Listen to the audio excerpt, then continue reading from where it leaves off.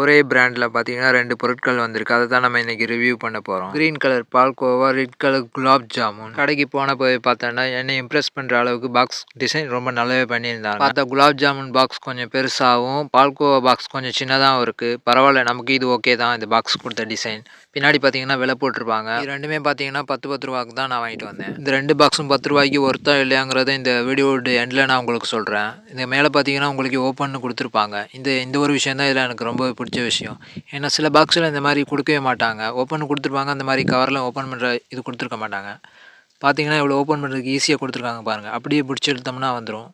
இந்த சவுண்டை பிக்கப் பண்ணுறதுக்கு என்னால் உங்களுக்கு சவுண்ட் ஓவர் கொடுக்க முடியலை. ஏன்னா வீட்டில் டிவி சவுண்டு ஓடிட்டுருக்கனால வீடியோ எடிட்டிங்கில் தான் நான் இப்போ உங்களுக்கு பேசிக்கிட்டு இருக்கேன். பால்கோவா அளவு நீங்களே பார்த்துருப்பீங்க. கால் பங்கு கொஞ்சம் கம்மியாகவே தான் இருக்குது. இதை கொஞ்சம் ஃபில்லப் பண்ணி கொடுத்துருக்கலாம். பட் அதை யாருமே பண்ண மாட்டாங்க. ஏன்னு கேட்டிங்கன்னா பால் விற்கிற விலைக்கு இதெல்லாம் பண்ணுவாங்களான்னு கேட்டால் அது முடியாத கதையாக தான் சொல்ல முடியும். ஏன்னா முன்னாடியெல்லாம் பார்த்தீங்கன்னா